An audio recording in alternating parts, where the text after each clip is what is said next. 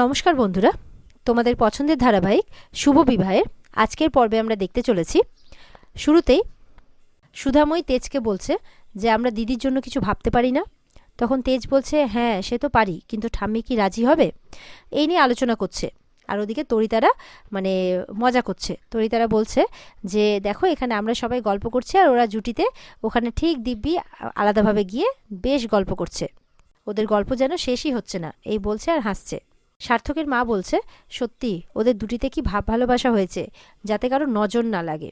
তখন ঝুম্পা বলছে সত্যি তেজের কথা বলছে যে দাদাভাই বৌদিভাইকে এতটাই ভালোবাসে যে বৌদিভাই তার এক্স হাজব্যান্ডের সাথে ডে নাইট স্পেন্ড করে এলো, কিন্তু তাও বৌদিভাইকে কোনো প্রশ্নই করলো না, এইভাবে বলছে।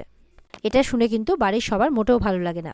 সার্থকের মা বলছে মনে মনে এই তো একদম মোক্ষম চাল দিয়েছে, ঝুম্পার কথা বলছে। আর ওদিকে এই মন শরীর খারাপের এমন বাহানা করছে যে রিসেপশনিস্ট একদম বেরিয়ে চলে এসছে, তাকে ধরছে। আর ঠিক তেজের ফাইলটা নিয়ে নিজেকে হাওয়া করার বাহানা করছে ইমন, যাতে আর ফাইলটা এই সূত্রে নিজের হাতেই চলে আসে। এবার ইমনকে একটা জায়গায় বসায় আর বাকি ফাইলগুলো ইমন ইচ্ছা করে ফেলে দেয়, সেগুলো তোলার কাজে ব্যস্ত হয়ে যায় রিসেপশনিস্ট। আর ইমন কিন্তু সেই ফাঁকে তেজের ফাইলের সমস্ত রিপোর্টসের ছবি তুলে নেয়।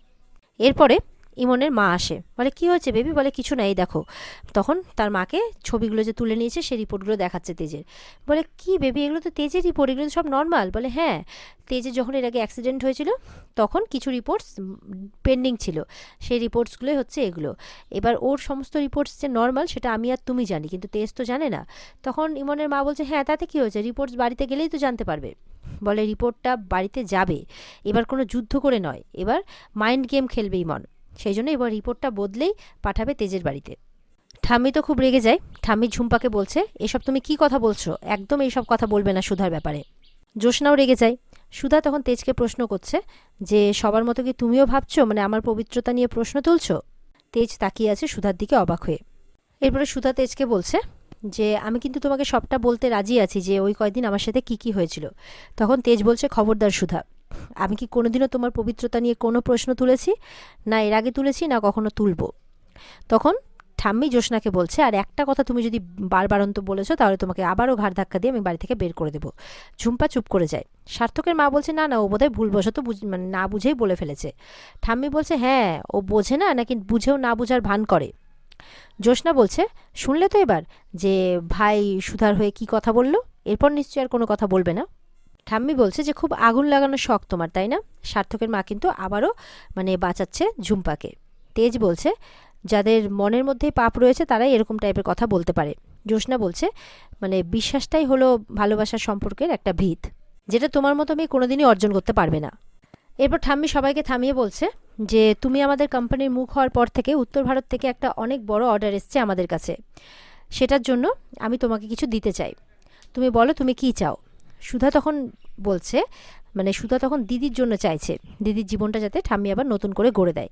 ঠাম্মি বলছে তুমি যদি জ্যোৎস্না আর অফিসারের বিয়ের কথা বলো তাহলে আমাকে সেখানে পাবে না, এই ইচ্ছে আমি তোমার পূরণ করতে পারবো না, এই আবদারও রাখতে পারবো না। সুধা বলছে আমি সেই সব কিছুই চাইবো না, আমার পুরো বিশ্বাস আছে যে আপনি একদিন ভালোবেসে দিদির হাত অফিসার বাবুর হাতে তুলে দেবেন। তখন ঠাম্মি বলছে তাহলে কি চাইছো?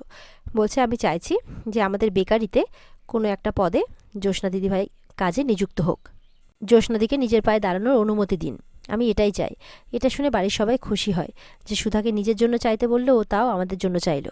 বলছে আমার বাবা সবার আগে বলতেন মেয়েদের সবার আগে স্বনির্ভর হওয়া দরকার, বাবা সবসময় বলতেন। আপনি তো তার সব থেকে বড় উদাহরণ ঠাম্মি, আপনার জন্যই তো তেজ বেকারি আজকে এই জায়গায় পৌঁছেছে। তখন তেজের মা বলছে কিন্তু জ্যোৎস্না তো প্রেগনেন্ট। সুধা বলছে কিছু হবে না মা, দিদিভাই যতদিন পারবে ততদিন কাজ করবে, না পারলে বন্ধ করে দেবে যখন অসুবিধে হবে। জ্যোৎস্নাকে বলছে তুমি পারবে না দিদিভাই?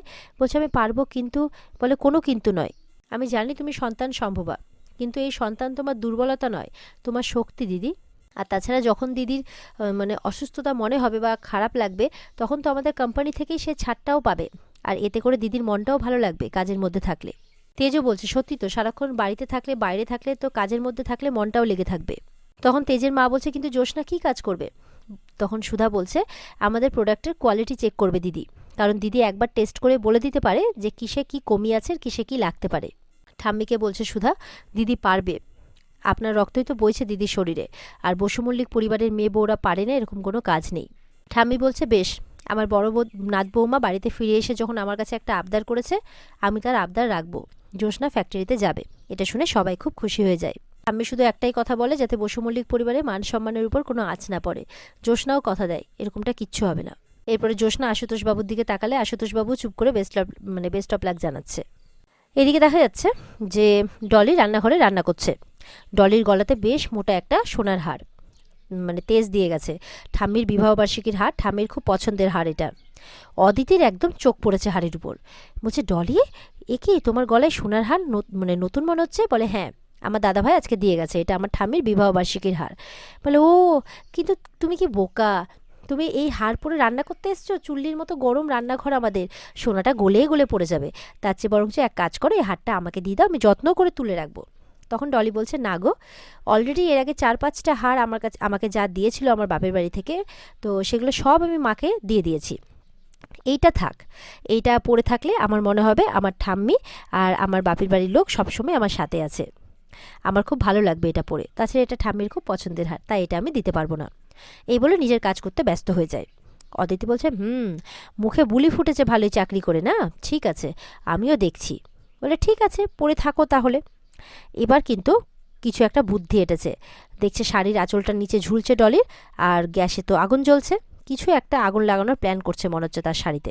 আর এদিকে হসপিটালে একজনকে নকল রিপোর্ট হাতে দিচ্ছে ইমন, আর আসল রিপোর্টের জায়গায় বদলাতে বলে দিচ্ছে, তাকে কিছু টাকাও দিয়ে দেয়। ইমন এবার মনে মনে বলছে যে এবার যে ধাক্কাটা হবে সেটা তুমি সামলাতে পারবে তো তেজ ডার্লিং। এদিকে দেখা যাচ্ছে যে সুধা ঘরে ঢুকেছে। ঢুকেই দেখে 4-5টা ক্যান্ডেল দিয়ে সাজানো। ঠিক বুঝতে পেরেছে তেজ করেছে। এরপর তেজ বলছে, হ্যাঁ আমি করেছি, আসলে আমার একটা দাবি আছে একজনের কাছ থেকে। সুধা বলছে, কি বলো, কি দাবি?